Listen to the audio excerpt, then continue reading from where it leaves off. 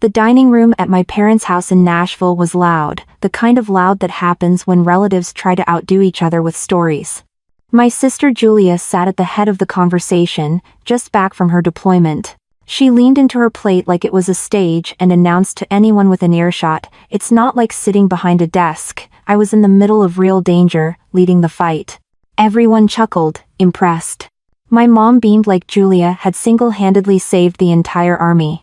My dad poured her another glass of sweet tea, nodding proudly.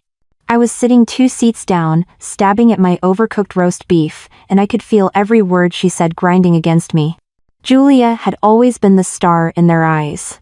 She was younger, a little flasher, and always had a story to tell. I was the quiet one, the older sister who chose intelligence work instead of carrying a rifle. In their minds, that meant Julia was the warrior, and I was the paper pusher. "Leah doesn't know what it's like out there," Julia added, waving her fork around like she was conducting an orchestra. "She's safe at Fort Campbell with her reports and laptops. I'm the one who gets dirty." I kept my mouth shut. Arguing with her at that table would have been like arguing with the wind. My dad would back her up, my mom would scold me for being negative, and the cousins would just laugh along. That's how it had always been. Julia bragged. I swallowed it. The truth, of course, was something she couldn't have known. She had no idea I'd been the one drafting her patrol routes, analyzing drone feeds, and deciding which roads she would march down in Syria. She had no clue that the safety she bragged about surviving depended on me staying up all night, making sure her squad had backup if things went wrong. But sitting there, listening to her, you'd think she invented strategy itself. She recounted the patrol like she was telling a war story to Hollywood producers. "We moved in tight formation, secured the compound, no hesitation," she said, her voice loud and confident. "That's what leadership looks like." My uncle clapped his hands together. "That's the Whitmore blood right there, born leaders." I forced a smile. Born leaders? Sure. Except leadership doesn't always look like running into gunfire.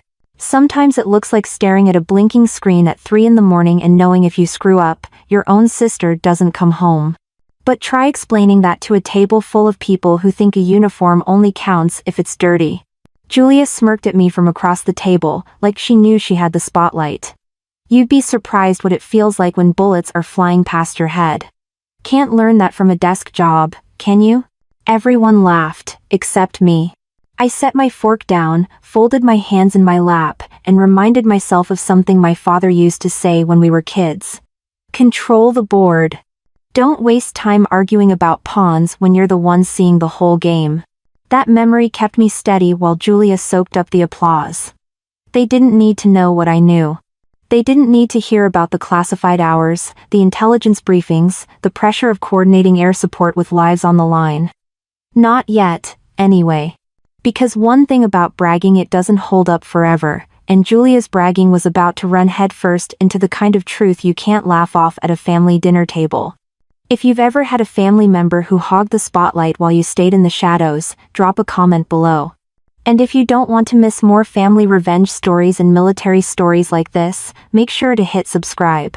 Julia kept going, piling on details that got less accurate the more she talked. She turned the patrol into a movie trailer, and everyone ate it up like dessert. But I wasn't angry. Not anymore.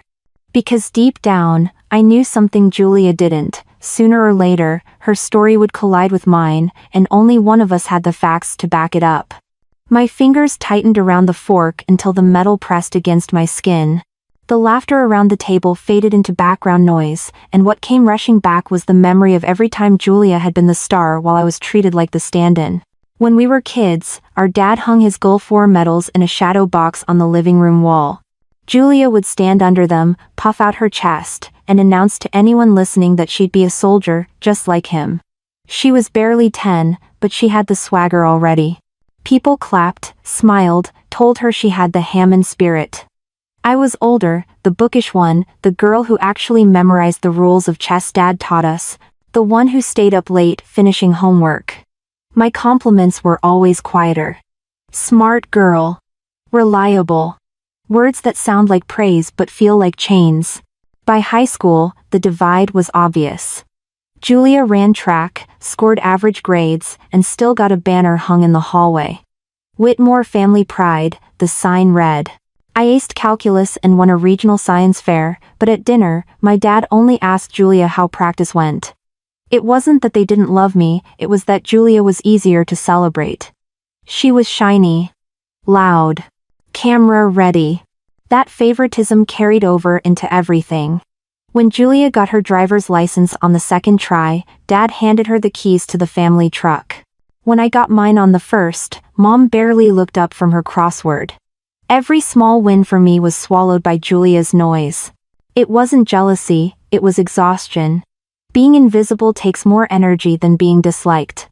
And every time I thought I might catch up, Julia changed the rules. At graduation, she announced to the family that she'd joined the infantry. The living room erupted like someone had just scored the winning touchdown. I'd already accepted my commission in military intelligence, but when I told them, Mom smiled politely and said, "At least it's safe." That's the word that followed me everywhere. Safe. Like the hours of training, the endless courses, the sleepless nights of strategy didn't count because I wasn't ducking bullets. Julia, meanwhile, wore her uniform like it was a crown. She sent photos from basic training, her laughing with her platoon, mud on her face, captions like, "Real soldier life." Dad forwarded those photos to everyone in his address book. My first award in Intel? He forgot to mention it until months later. The pattern was set long before Syria. Julia bragged, I swallowed. Julia stumbled, someone covered for her. I succeeded quietly, nobody noticed. That's how family revenge stories are born, not in one big betrayal, but in a lifetime of little cuts. Back at the dinner table, Julia's voice snapped me out of the spiral. Leah never got it. She was always the serious one. You need guts to lead. Not just brains. I almost laughed. Guts? I thought about the time Julia led our neighborhood treehouse club when we were 12. She got bored after a week, left me to organize everyone, and then swooped back in at the end to take credit for the fort we built.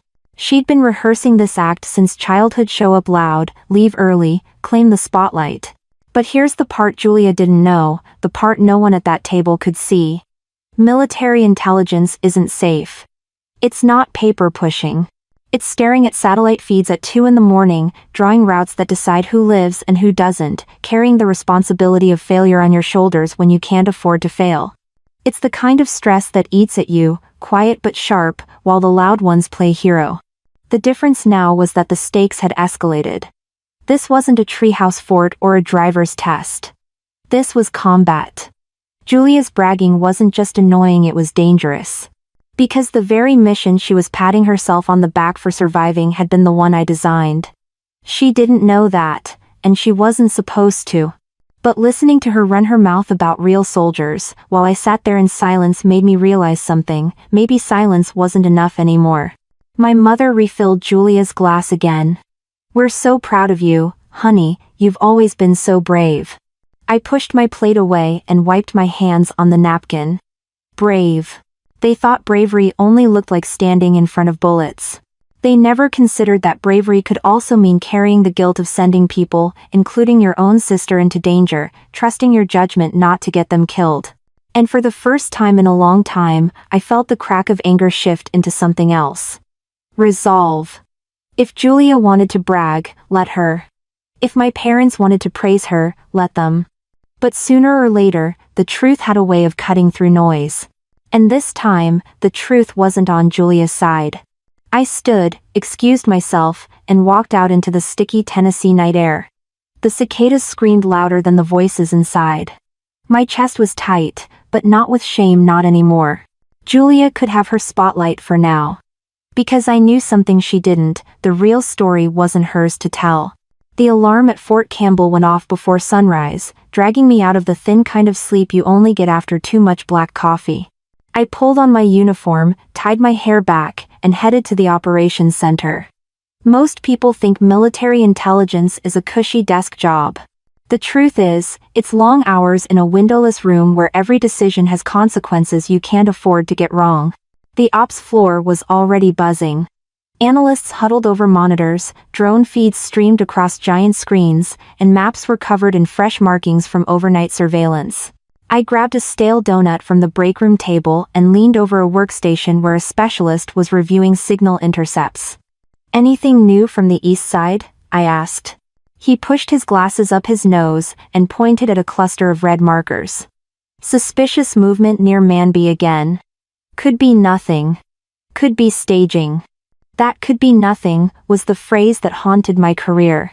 Civilians, farmers, or insurgents hiding in plain sight. Guess wrong, and you send soldiers into a trap. Guess right, and no one ever knows you just saved lives. Either way, the credit usually goes to the ones carrying rifles, not the ones analyzing pixels. My role was clear: design the patrol plan for Julia's unit. They wouldn't know it was me, and they weren't supposed to. Operational security meant separating the planners from the operators. But watching her face at dinner replay in my head, bragging about leadership, it stung. She thought she was out there on instinct, making moves like a hero. The reality? She was walking lines I drew on a map. By mid-morning, I had 3 screens open, each with a different layer of the mission: terrain, intercepted chatter, drone images. I shifted patrol routes 100 meters here, 200 there. Adjusted fallback points. Marked possible IED zones. Every line I drew meant hours less sleep and pounds more weight on my shoulders. Captain Whitmore, my commanding officer, Colonel Briggs, called across the room. He was the kind of man who didn't waste words, which is exactly why everyone listened when he spoke. "Status on Crimson Sweep?" "Plan in progress," I answered. "Routes being finalized. Drone confirms elevated activity near the eastern ridge." Briggs walked over, studied the map for a full minute, then nodded. "Risky but necessary. Make sure your notes are airtight. They'll depend on it." Lie. That was the closest I'd get to a compliment. And I didn't need more. Not from him, anyway. Around noon, I stepped outside for air. The Kentucky heat clung to everything.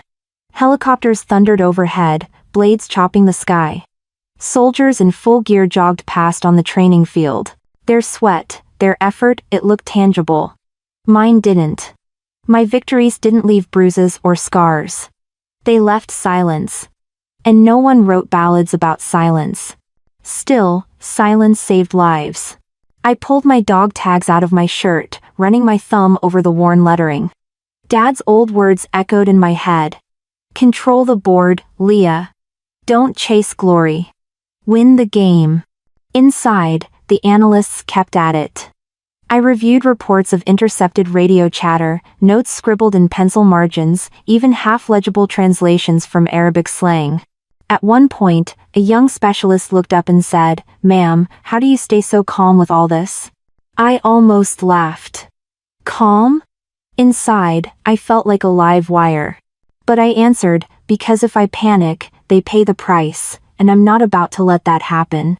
He nodded, wide-eyed, like I'd said something profound. It wasn't profound, it was survival. By evening, the draft plan was done. I studied the red ink circling high-risk areas. Julia's unit would move through them whether she knew it or not. They'd joke, complain, maybe even roll their eyes at the routes. But every line had a reason, and every reason came from hours of staring at evidence no one else bothered to notice. I shut down my workstation, shoulders stiff, and walked past the humming screens. Out in the hallway, my phone buzzed with a text from Julia. "Hope you're staying cozy at your desk. Real soldiers are wheels up soon."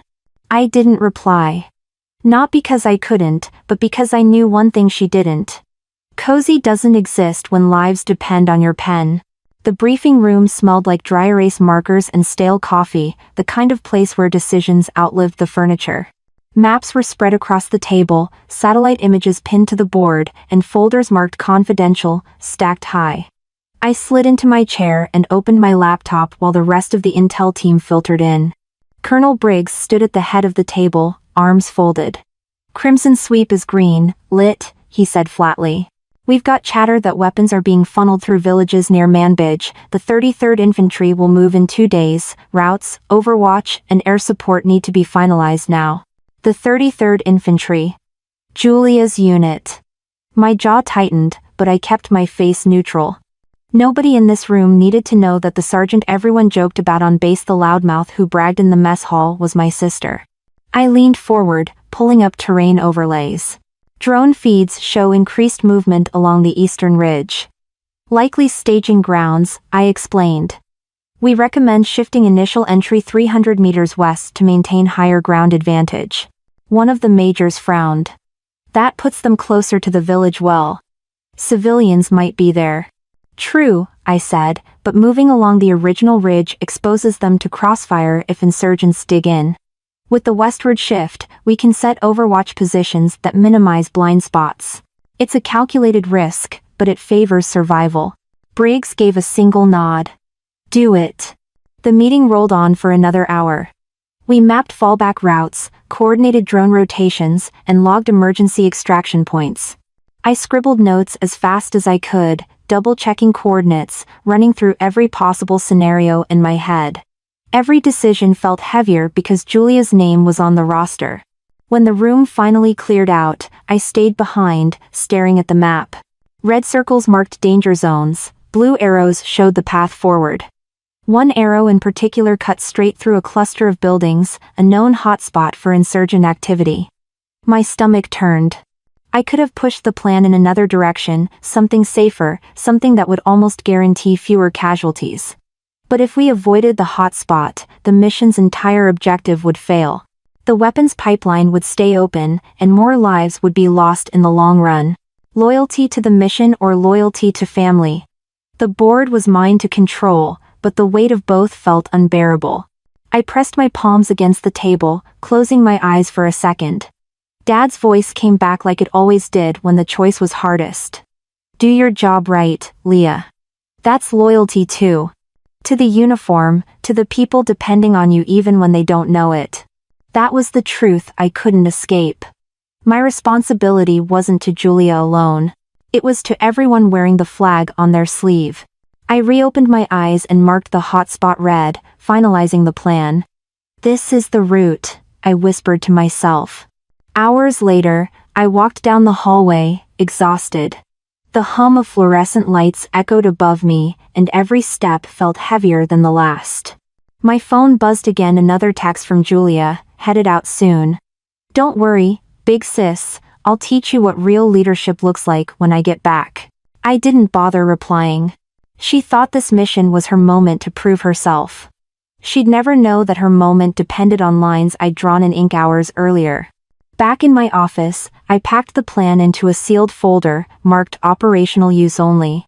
A specialist picked it up without even glancing at me. That's how it always worked, the planners stayed in the shadows, the operators took the spotlight.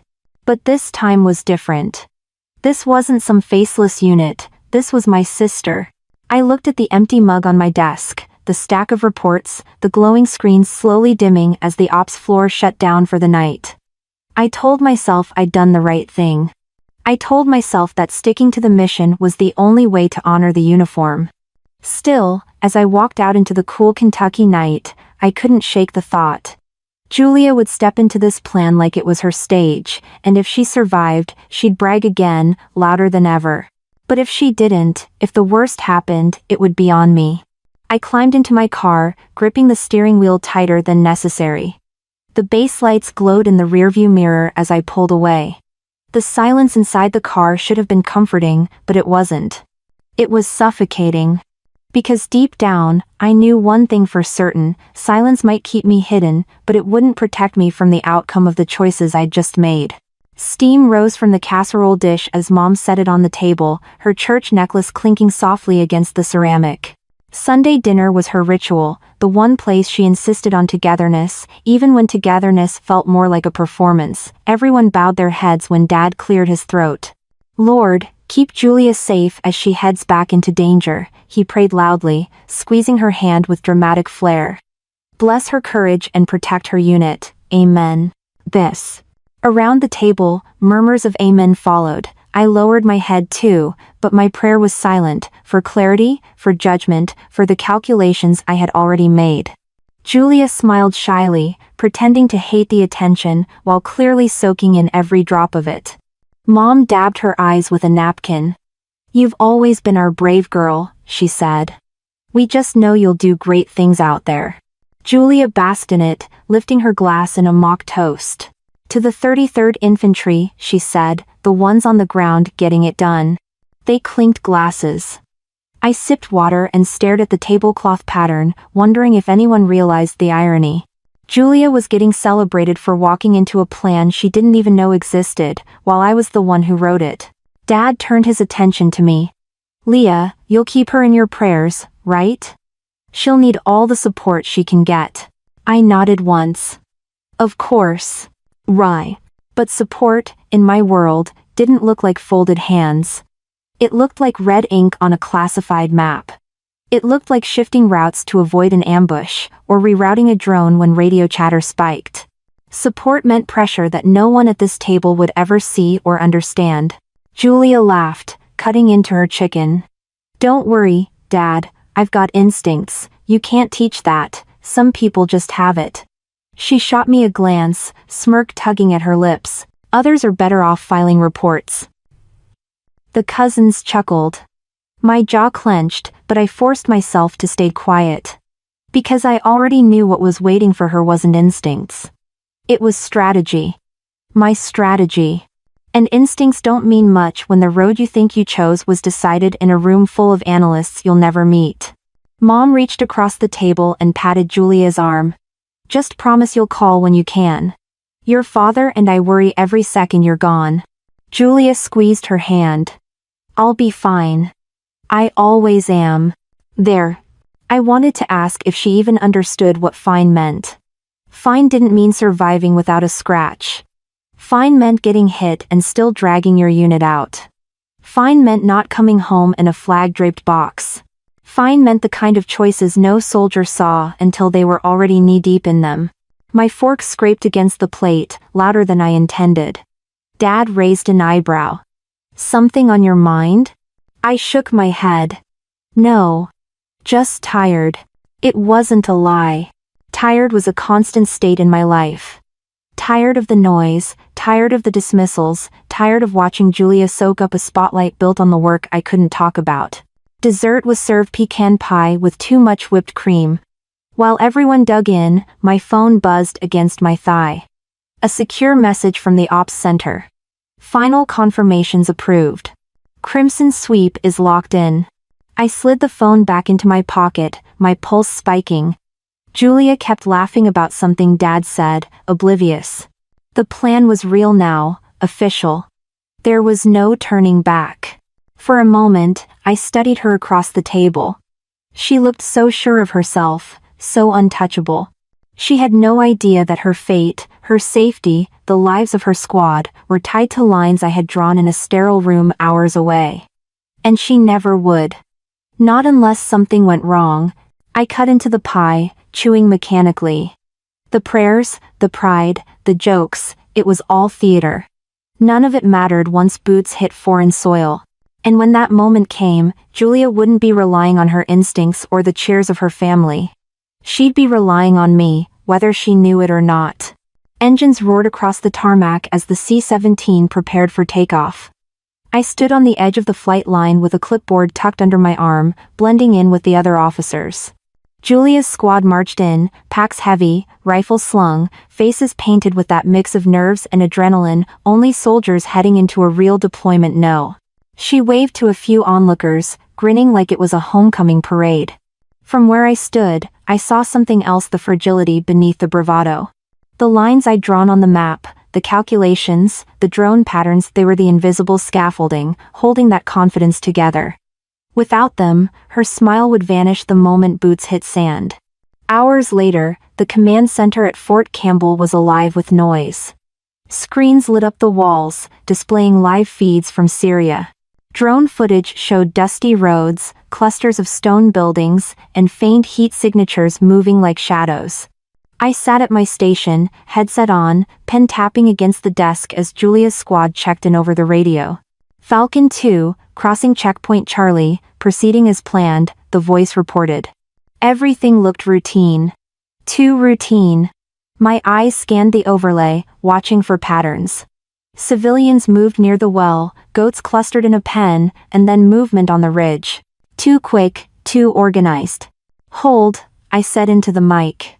Get me confirmation on grid 224 by 119, possible staging. The drone zoomed in, figures crouched behind rocks, weapons glinting faintly in the fading light. My stomach sank. Static crackled, then Julia's voice came through, sharp and fast. Falcon 2, taking fire from the East Ridge, 2 men down, request immediate support. The room erupted. Officers barked orders, analysts shifted screens, and the air filled with a dozen conversations layered at once. I had blocked it all out, locking onto the map in front of me. They were boxed in flat ground behind them, high ground ahead, crawling with insurgents. Shift Overwatch South, 5 clicks, I ordered. Redirect Drone Bravo to the ridge. We need air support now. Specialist Ruiz, 2 desks down, relayed coordinates as fast as I called them. Sweat ran down his temples, but his voice stayed steady. The drone feed lit up with muzzle flashes. Julia's unit huddled behind a crumbling wall, dust exploding around them as rounds struck stone. My pen snapped in my hand. Command, this is Falcon 2. Julia's voice broke through again, ragged. We're pinned down, they're circling the orchard near the school. Requesting cover. I zoomed the feed. The orchard dense trees, plenty of cover for insurgents, a perfect choke point. If they flanked through there, Falcon 2 wouldn't make it out. Colonel Briggs appeared behind me. What's the play, Captain? Strike the orchard, I answered without hesitation. If we don't clear it now, they're overrun. Briggs studied me, then gave a single nod. Do it. Seconds stretched into minutes as fire support lined up. My heart hammered so hard it felt like the entire room could hear it. I thought about Julia at 9 years old, crashing her bike while trying to jump the creek. She'd bragged through a split lip that she almost made it. Now here she was again, almost making it wasn't an option. Impact in 30 seconds, Ruiz called. I gripped the edge of the desk, knuckles white, the drone locked onto targets, insurgents darting between the trees. I gave the final go.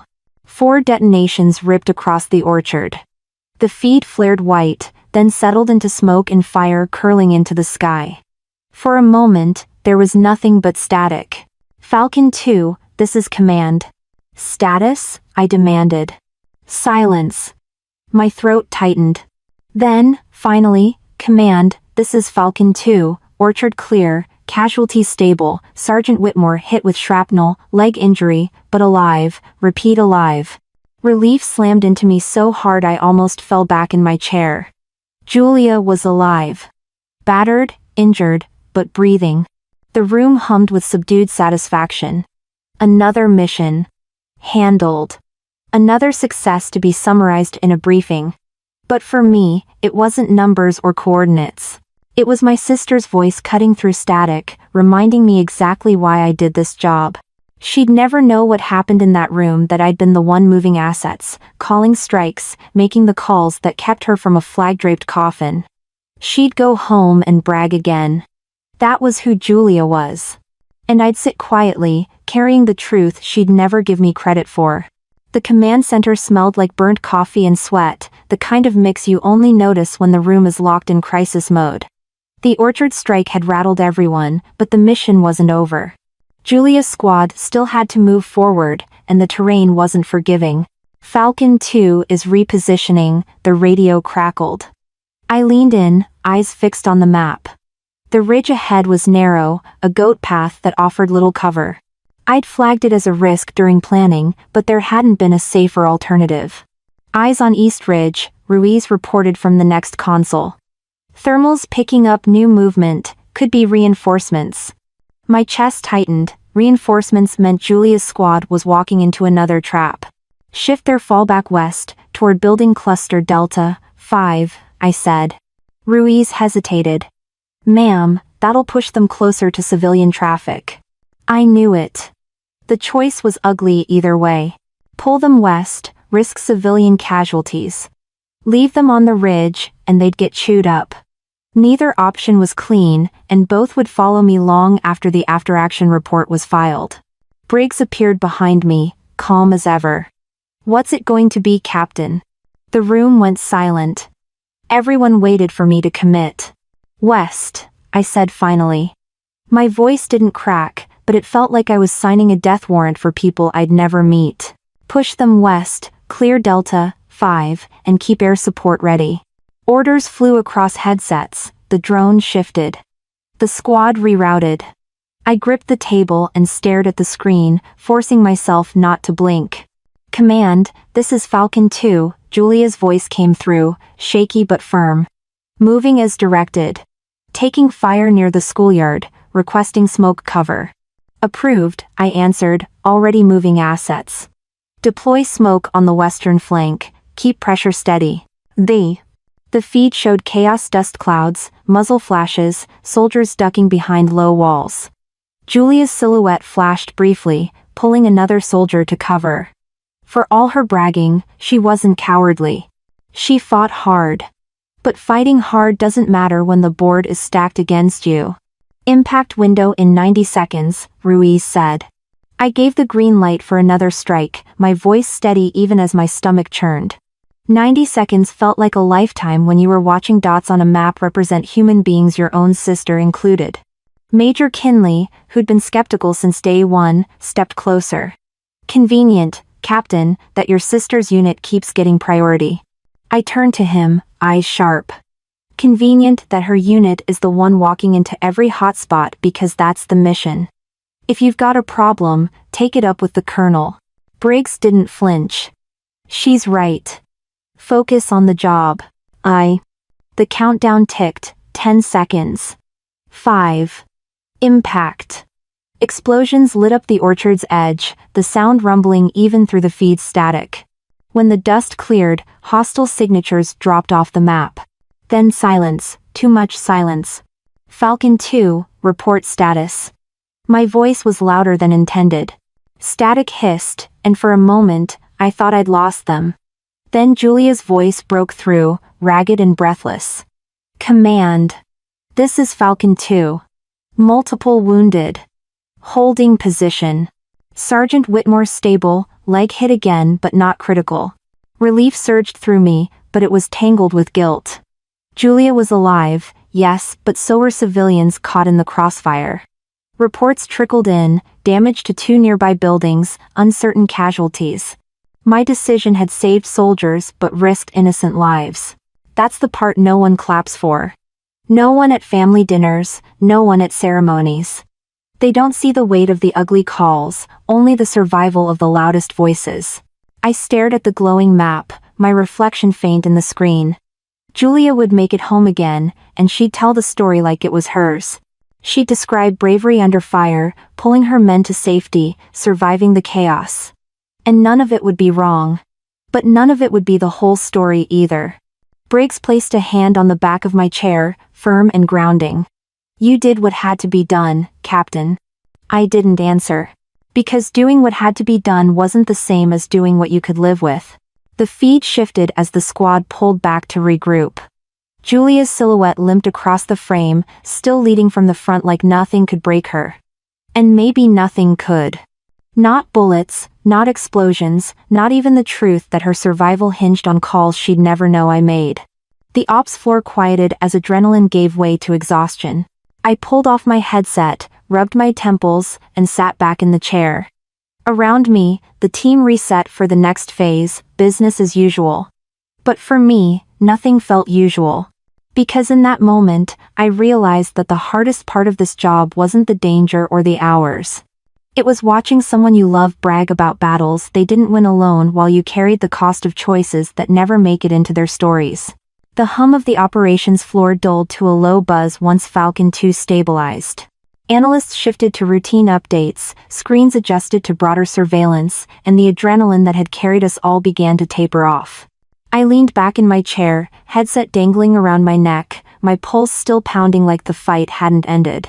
On the monitor, Julia's squad huddled inside a damaged schoolhouse, soldiers slumped against walls, medics moving from one body to the next. The camera caught her limping, still barking orders, hand pressed to her thigh where shrapnel had torn through. Even injured, she radiated the same bravado she always carried into family dinners. She looked like the hero they already believed her to be. The chatter around me picked up again, this time lighter, with half smiles as the tension drained. A corporal 2 rows back muttered. That unit got lucky. I swiveled my chair. It wasn't luck, it was timing. And timing doesn't happen without planning. He nodded quickly and went back to his screen. He knew what I meant. The squad survived because the map had been drawn, the drones redirected, and the ugly calls made in seconds. But when the story reached my parents' dinner table, none of that would matter. Hours later, I walked out of the center into the cool Kentucky night. The air smelled of cut grass and jet fuel, sharp and grounding. My phone buzzed with a text from Mom. We saw the update on the news. They said Julia's unit held their ground under fire. She's incredible. We're so proud. I stared at the glowing screen until the words blurred.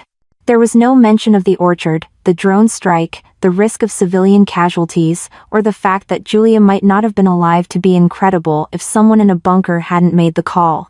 It was simple. Julia the brave. Julia the survivor. Julia the hero. I didn't respond. What could I say? Actually, Mom, the reason she's alive is because I ordered a strike that killed people you'll never meet, some of whom may not have been carrying rifles at all. That wasn't a conversation anyone wanted to have.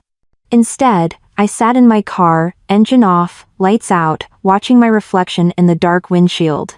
My uniform looked sharp, ribbons aligned, rank glinting faintly in the dash light. A stranger would have thought I had everything: authority, experience, a career worth envy. Yet in my own family, I was still the background noise to Julia's spotlight. The next morning, I walked into the ops briefing with a paper cup of black coffee. Briggs opened with the official after-action review, his voice steady as he read casualty reports, ammunition counts, and timelines. Then came the summary. Falcon 2, held ground under heavy fire, local insurgent reinforcements neutralized. Mission success. The words hung in the air. Mission success. A neat bow tied over chaos, blood, and the weight of decisions no one in this room would sleep through easily. When the briefing ended, Briggs stopped me in the hall. You kept that squad alive, Captain, don't forget that. I nodded once. I appreciated it, but the praise slid off like rain on a windshield. Because keeping them alive wasn't the same as living with how it happened. By evening, the news channels had their own version. A polished anchor in a blazer stood in front of a map of Syria, voice steady as she told America about the brave soldiers of Falcon 2 who fought off overwhelming firepower. Julia's name came up, of course. Sergeant Julia Whitmore sustained injuries while leading her squad to safety. She's expected to recover. My parents were glued to the screen. They sent another text. Your sister is a fighter, she makes us proud every day. I set the phone face down on the table. They didn't ask how I was, what my role had been, or whether I'd slept at all. Their pride had a singular focus, and it wasn't me. Later that night, I scrolled through military forums, anonymous chatter from deployed units and their families. Already, stories were circulating about Julia's squad, the ambush, the firefight, the fearless sergeant, keeping her team together. None of them mentioned the drone strikes, the decisions behind a headset, or the officers who lived in fluorescent-lit rooms making sure units like hers weren't annihilated. That's how it always went. The public loved boots in the dirt, rifles in hand, dust on uniforms. They never loved the ones who pointed to a map and said, "Here, move them here or they die." I closed the laptop and leaned back, rubbing my eyes. My sister would come home with scars, with a story that confirmed everything she believed about herself. And my parents would stand taller at church when people whispered about their daughter the hero. Meanwhile, I'd go back to the command center tomorrow, headset on, pen tapping, making decisions no one would ever know about. Mission success. That was the phrase that would follow me into sleep. Not Julia's limp, not my parents' blind pride, not the drone footage seared into my mind. Just 2 words that meant nothing and everything at once. And when Julia's name came up again at the dinner table, I already knew what my role would be: silent, steady, invisible. Carrying the burden she would never even recognize. The airport smelled of cinnamon pretzels and floor wax, the kind of artificial cheer that never quite hid the tension of waiting areas. Families crowded near the gate with balloons, flowers, and handmade signs. "Welcome home, hero," was scribbled across one in blue marker. I stood off to the side in uniform, hands behind my back, looking like any other officer posted for duty. No one suspected I was family too. Julia's unit emerged first, limping, bandaged, but upright. The crowd erupted in cheers. I saw my parents in the front row, Dad waving both arms like he was flagging a plane, Mom already crying. And then Julia appeared, slower than the rest, one crutch under her arm, bandage peeking from her fatigues. The sound doubled. She soaked it in with a grin, nodding to everyone like a small-town mayor returning from a victory tour. "Sergeant Whitmore," someone shouted, "welcome home, hero." She raised a hand, modest but glowing, letting the word hero settle into the air, like it had always belonged to her. I stayed still. Applause wasn't for me. When she reached our parents, Mom grabbed her like she'd been gone for a decade, sobbing into her shoulder. Dad clapped her on the back so hard she nearly stumbled. "That's my girl," he boomed. "You showed them what Whitmores are made of." Julia laughed through the tears. "You know me, can't let anyone else take the spotlight." I almost smiled at the honesty. Almost. Eventually, she spotted me hovering nearby. Her grin tightened. "Leah," she said, as if acknowledging a distant acquaintance. "Didn't expect you here." I gave a short nod. "Welcome home, that." It wasn't much, but it was all I could say without cracking the veneer.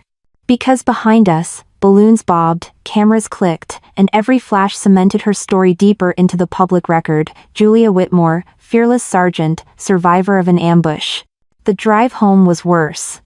Dad insisted Julia sit in the front seat while I was crammed in the back. They peppered her with questions. "What was it like? Were you scared? How did you keep everyone together?" She answered with practiced humility, sprinkling in just enough bravado to keep the myth alive. When she described dragging a soldier out of fire, Dad nearly pulled over just to hug her again. Mom murmured about church prayers being answered. My phone buzzed with a new operations update, 3 more missions already underway overseas. I silenced it. None of that belonged here. At home, a banner stretched across the porch. "Welcome home, Julia." Neighbors crowded the yard, some holding casseroles, others clutching their kids' hands.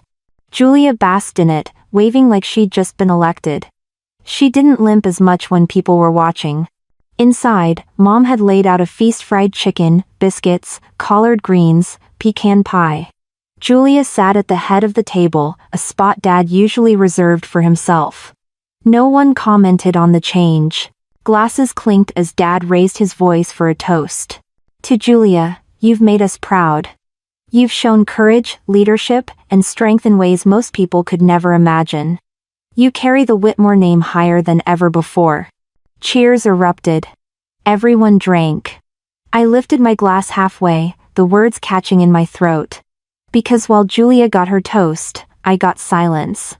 And silence was heavy in a room full of noise. Dinner carried on with story after story. Julia recounted the ambush, exaggerating the chaos, highlighting her quick thinking. She didn't lie exactly, but the omissions screamed louder than the facts. She never mentioned the orchard strike, the smoke cover, or the desperate calls for backup. She told it like a test of her instincts, as if grit alone had kept them alive. People hung on her every word. Mom beamed, Dad nodded proudly, neighbors gasped at the right moments. And me? I sat there, chewing slowly, feeling like a ghost in my own family's house. At one point, Dad turned to me, almost as an afterthought. "And you, Leah, how's the desk job treating you?" Desk job. That's all it was to him. A desk. A pen. Paper pushing. I stared at him for a beat too long, then forced a thin smile. "Busy, as always." He nodded, satisfied, and turned back to Julia. Later, when the dishes were cleared and neighbors drifted home, Julia leaned on her crutch and cornered me near the hallway. Her voice dropped so only I could hear. "You look jealous." I met her eyes. "I look tired." "Same thing," she shot back, smirking. Not everyone's built for the real fight, Leah, some of us are just better under fire. I didn't answer. Because what could I say? That her real fight had been a line on my map? That her survival had hinged on calls she never heard, made by a sister she loved to dismiss? Instead, I stepped aside, letting her limp past, her shadow stretching long across the wall as if to remind me whose story would be remembered. In the living room, Mom and Dad fussed over her again, fluffing pillows, adjusting blankets, treating her like royalty. I watched from the doorway, silent, invisible, exactly where they'd always put me. And for the first time that night, I realized the truth. Julia didn't need to lie about her role, she didn't need to mention me. The family had already written me out of the story long before the first shot was ever fired. The auditorium smelled faintly of polished wood and stale coffee, the kind of place where small-town graduations usually happened. Today, though, banners with military insignia hung across the walls, and a brass band tuned up in the corner. Rows of folding chairs filled with parents, siblings, and neighbors waiting to clap for the returning heroes. I sat in uniform near the back, hands folded, posture perfect. My presence wasn't required, but the colonel had extended an invitation to officers who had overseen Operation Crimson Sweep.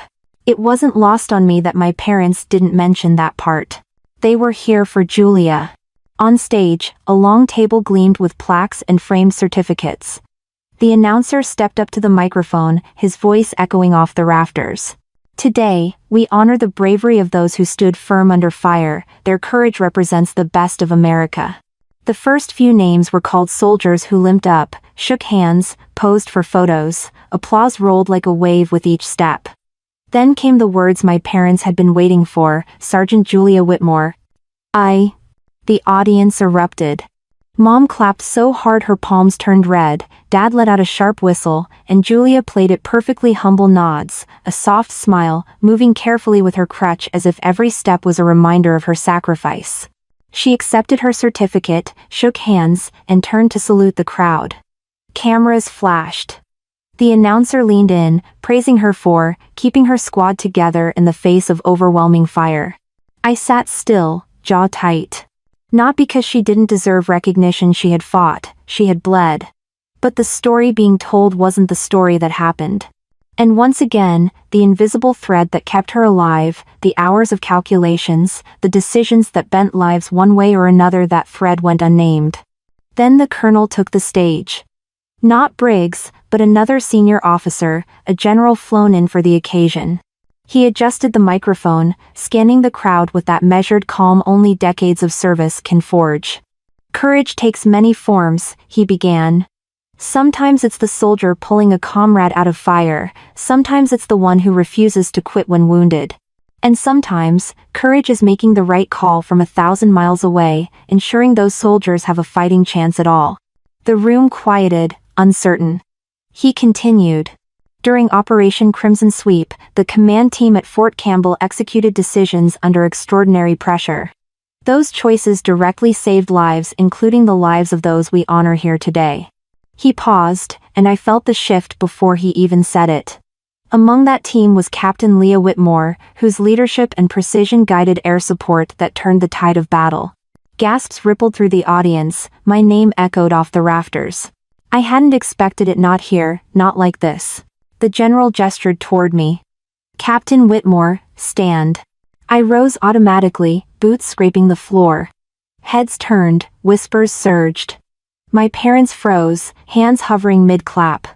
Julia's face flickered shock, then something darker. Applause broke out, tentative at first, then stronger. The general nodded at me with a faint smile before moving on, shifting attention back to the rest of the honorees. I sat down, heart pounding. The recognition wasn't for me to bask in, it was factual, clinical, a piece of the puzzle finally spoken aloud. But in this room filled with neighbors, family, and Julia, it landed like a stone in still water. When the ceremony ended, people swarmed Julia with congratulations. Some drifted toward me, shaking my hand, thanking me quietly. But my parents didn't move. They stayed glued to Julia's side, proud smiles plastered back on their faces. Eventually, Julia hobbled over, her eyes sharp enough to cut. She leaned on her crutch and whispered low, so no one else would hear. You couldn't just let me have it, could you? I kept my voice even. I didn't say a word. The general did. Her lips curled. Doesn't matter, you stole it. You always find a way to steal it. I looked at her, really looked at the bandages, the tired eyes, the desperation hidden under bravado. She wanted the story to be hers alone. But war didn't work that way. You're alive, I said quietly. That's all that matters. She didn't respond. She just turned, hobbling back toward the cameras, soaking up more praise, pretending my name had never been spoken. From the back of the auditorium, I watched her pose for pictures, flanked by our parents. They didn't look at me once. Not when I stood, not when the general said my name, not even now. And yet, it didn't sting the way it used to, because for the first time, the truth had been spoken out loud. Maybe not in my family's kitchen, maybe not at the Sunday dinner table, but here, in front of an audience that mattered, someone had finally said it. I wasn't pushing papers. I was leading the mission. And that was something Julia couldn't erase, no matter how hard she tried. The reception hall buzzed with chatter after the ceremony, paper plates clattering against plastic cups, the smell of sheet cake filling the air. Neighbors circled Julia like she was gravity itself, pulling them in with every retelling of her ambush story. Each time she leaned on her crutch and mentioned dragging a soldier out of fire, their eyes widened as if hearing it for the first time. I stood near the back with a cup of lukewarm coffee, blending into the wallpaper, when a familiar voice cut through the noise. Captain Whitmore? I turned to find General Lawson, the same man who'd named me on stage, approaching with 2 aides. His handshake was firm, his gaze steady. You should know, he said, those calls you made saved more than just that squad. The Orchard strike cleared a corridor for 2 other units moving in parallel. Without it, we'd be having a very different conversation today. I nodded, throat tight. Compliments from brass didn't come lightly. But before I could answer, Julia's voice rose from across the room. She's exaggerating, she snapped, eyes fixed on us. Conversations stalled as heads turned. The general's brow lifted. Excuse me? Julia hobbled closer, cheeks flushed. My sister sits behind a desk. She doesn't know what it's like out there. She doesn't get to stand here and act like she was the one under fire. The room froze. My parents stiffened at her side, Mom clutching her purse tighter, Dad's jaw clenched. The tension hummed like static. I met Julia's glare evenly. I never claimed I was under fire. But the men and women you brought home didn't get there by chance. Somebody had to clear the way. Her nostrils flared.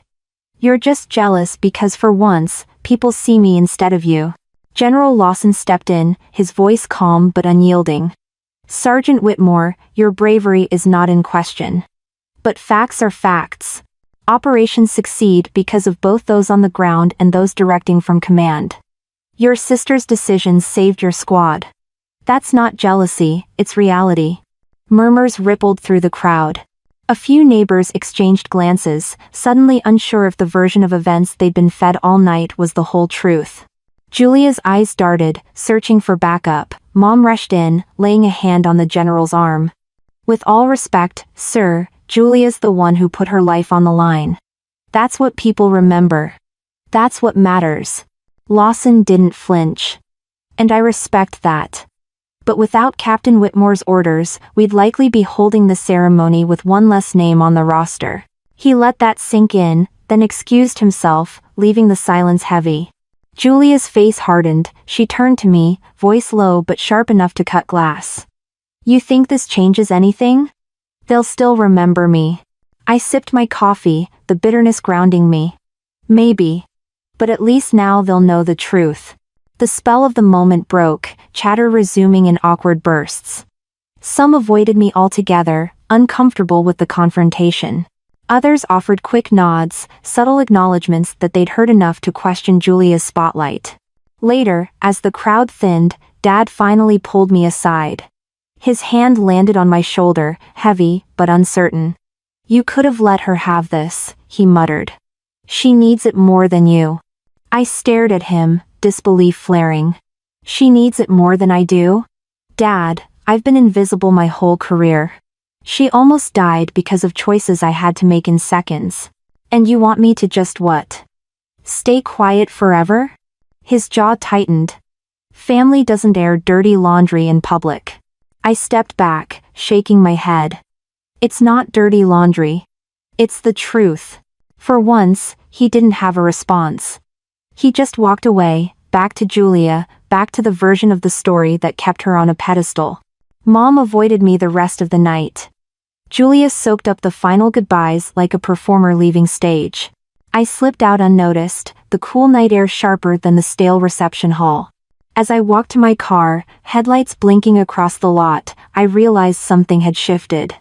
Julia could keep spinning her tales, my parents could keep clinging to them, but the truth wasn't buried anymore. It had been spoken, publicly, undeniably, by a general whose words carried more weight than family pride ever could. And for the first time, I didn't feel like I was the one in the shadows. The morning after the ceremony, Mom insisted on hosting brunch. She claimed it was to celebrate both of her daughters, but the banner over the dining room table still read "Welcome Home Julia." Balloons drooped in the corners, the remnants of last night's party clinging like stale perfume. I arrived in uniform, more out of habit than pride. Julia was already there, perched at the table in sweatpants and a hoodie, her crutch propped beside her like a trophy. She looked tired, but the smirk she flashed when she saw me proved she hadn't forgotten last night. Mom bustled around the kitchen, piling plates with eggs and biscuits, humming nervously. Dad sat at the head of the table, silent, watching the two of us like he was bracing for a storm. It didn't take long. Julia stabbed her fork into her eggs and muttered, loud enough for everyone to hear, "Guess some people can't stand not being the center of attention. Even if it means hijacking someone else's moment." I set my coffee cup down slowly. The general spoke, "Julia." "Not me." Her eyes narrowed. "You think you earned that, sitting safe in an office while we were bleeding?" The words hit harder than she probably intended. I leaned forward, keeping my voice calm but sharp. "I watched you through a drone feed while you dragged Private Miller out of fire. I know exactly how close you came to not coming home. And you know what? You didn't come back because of instincts or luck. You came back because someone had to make the hard calls that cleared the way." Dad raised a hand. "Enough. We're not doing this." But Julia wasn't done. "You've always wanted to overshadow me. Since we were kids. Well, guess what, Leah? People don't care about paperwork and maps, they care about soldiers who fight. That's why they cheer for me, not you." The room went quiet. Even Mom stopped fussing with the dishes. I met Julia's glare head-on. "You think command doesn't fight? We fight with decisions that decide who lives and who dies. You don't have to like it, but you don't get to erase it." Dad slammed his fist on the table, rattling plates. "Both of you, stop. This family has no place for public spats. Julia, you showed courage under fire. Leah, you did your duty. Leave it at that." But his eyes lingered on me a moment longer, harder, colder. The message was clear, I was the one who should let it go. I always was. Mom tried to soften it, her voice trembling. "Sweetheart. Your sister has been through so much. The community looks to her now. Let her have this. You don't need the spotlight." I laughed once, bitter and short. "It's not about a spotlight, Mom. It's about truth. You asked me to sit here, to smile, to act like Julia is the only one who mattered out there. But the truth was spoken last night, whether you like it or not." "That." Julia pushed back her chair with a screech. "You'll never get it, you'll never understand what it's like to actually be out there." I stood too, heat rising in my chest. "And you'll never understand what it's like to be the one who makes the call that decides if you come back alive." The silence that followed was suffocating. Dad stared at his plate. Mom wrung her hands, whispering Julia's name as if to comfort her. And Julia, she just glared at me, lips pressed into a hard line, eyes burning with a mix of rage and something she'd never admit, fear. I picked up my cover from the sideboard and tucked it under my arm. "Enjoy brunch," I said, voice steady. "I've got work to do." No one stopped me. Not Mom, not Dad, not even Julia. The door clicked shut behind me, sealing the tension inside that house like a pressure cooker. Out on the porch, the air was crisp, the sky bright. Neighbors waved from across the street, still smiling, still carrying yesterday's headlines in their minds, Sergeant Julia Whitmore, hometown hero. They didn't know about the shouting, the fractures, the silence where loyalty should have been. I walked to my car, boots crunching against gravel, a clarity settling over me. My parents' loyalty had never been tested because it had always been decided. Julia was their golden child, the one they would defend no matter the cost. But for me? I didn't need their applause anymore. The truth had already been spoken, and it didn't need their approval to exist. Inside that house, loyalty bent to pride until it snapped. Out here, I finally felt the weight of it lift, leaving only the knowledge that sometimes, family isn't where you find recognition, it's where you learn to stop expecting it. The call came late that evening, just as I was finishing a stack of reports. Julia's voice was sharp enough to slice through static. Meet me at Dad's office. Now. No explanation, no pause. Just a command, as if I still followed her orders the way we used to play pretend when we were kids. Against my better judgment, I went. The old insurance office still smelled of stale cigars and dust, even though Dad hadn't worked there in years. The blinds were drawn, one lamp casting everything in an amber haze. Julia stood by the desk, arms crossed, her crutch leaning against a chair. You embarrassed me, she said flatly. I shut the door behind me. The general spoke. I didn't. Her laugh was sharp, bitter. Don't play dumb, you love this. You've been waiting for someone to finally say your name instead of mine. I stepped closer, refusing to flinch. Julia, you almost died out there, and instead of admitting you didn't do it alone, you'd rather burn down everything just to stay the hero in their eyes. Her fists clenched. You've always hated that people liked me more. You've always wanted to be the one they bragged about at church, the one they said had courage, but you don't inspire anyone, Leah. You hide behind screens. You push buttons. That's not courage, it's cowardice. The words cut deeper than I wanted to admit, but anger steadied me. Cowardice? I made the calls that saved your squad. I'm the reason you can still stand here and spit that poison at me. You want the truth? If I had hesitated for even 30 seconds, you'd be in a coffin right now. Nye. Her face went red. She slammed her hand against the desk, the sound echoing in the small room. Don't you dare take credit for my survival. I fought. I bled. I led my men through hell. And you should be proud of that, I shot back. But stop pretending you did it alone. Stop pretending the spotlight is yours to hoard while the rest of us disappear. The air between us felt like a live wire. For a long moment, neither of us moved. Then she leaned in, her voice low and venomous. You'll never take this from me, not in their eyes, not in this town. I'll always be the hero, you'll always be the background. I stared at her, feeling the truth of it pressed down, and then I let it go. You can have the parades, Julia, you can have the applause. But you'll never change what actually happened. You'll never erase the fact that when the moment came, I was the one who kept you alive. Vine.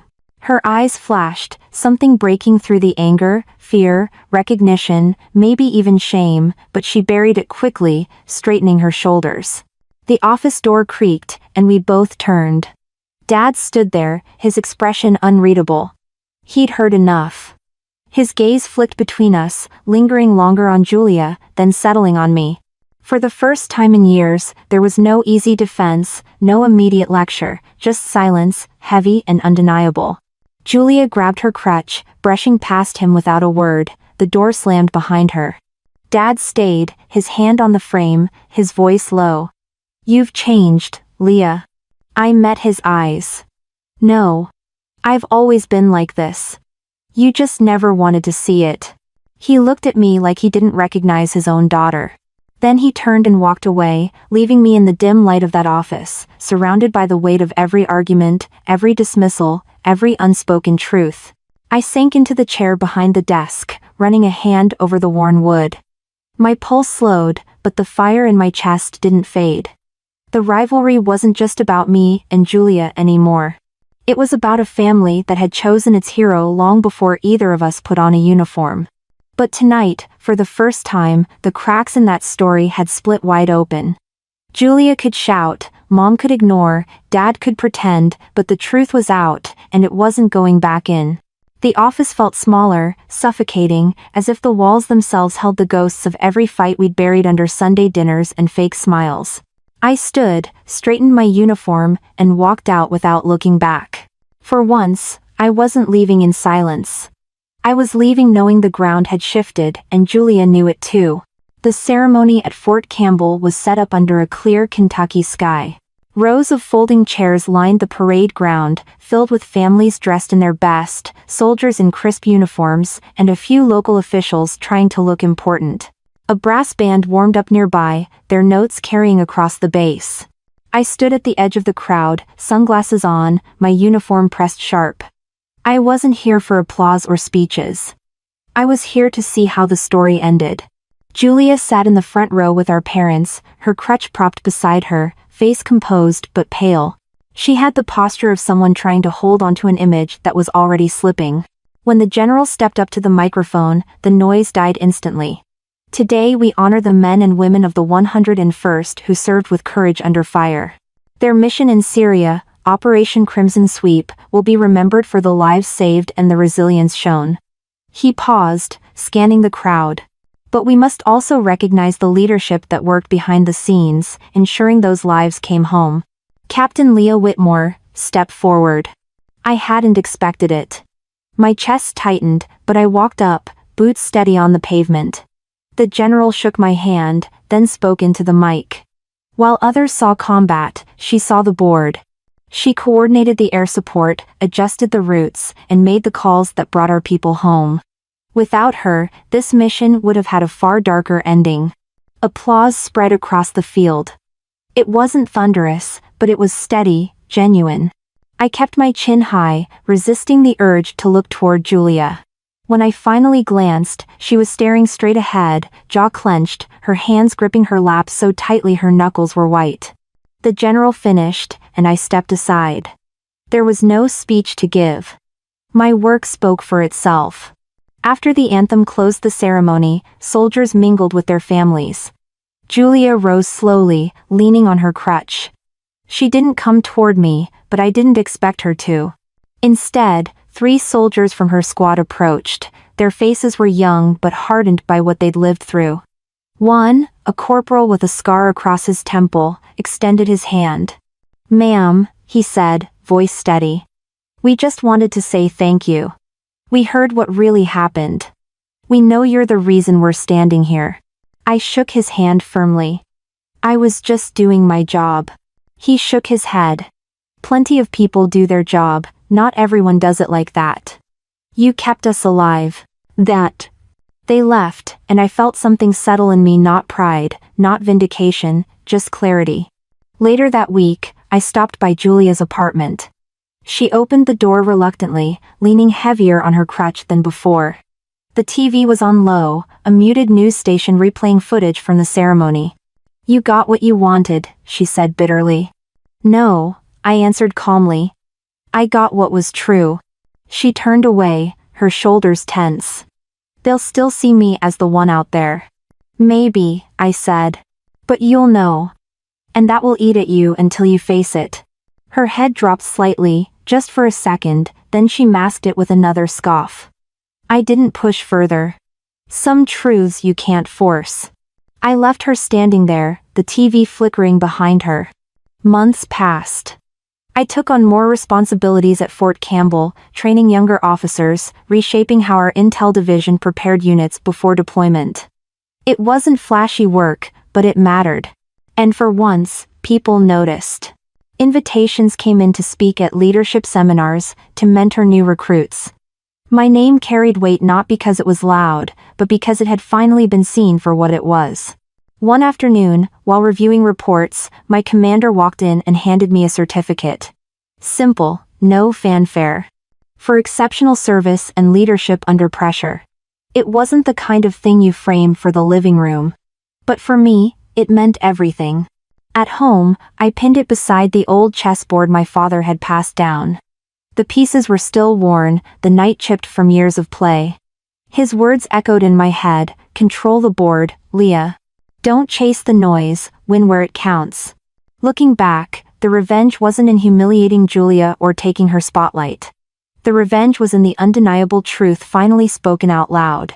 Family drama had tried to bury me under her story, under their favoritism, under years of dismissals. But when the moment came, the truth stood taller than any brag. And that was enough. If you've been listening this far, let me know what you think. Drop a comment below about what stood out most to you, and don't forget to subscribe if you want more family revenge stories, and family drama that cut right to the core. In the end, this was never about medals or parades. It was about the truth finally breaking through years of silence. My sister can hold on to her stories, but the record will always show who carried the real weight. That's what makes family revenge stories so raw, because sometimes the hardest battles aren't fought overseas, but across the dinner table. If you enjoyed this and want more revenge stories, and family drama that feel all too real, make sure to hit subscribe and stay with us. There are plenty more stories waiting to be told.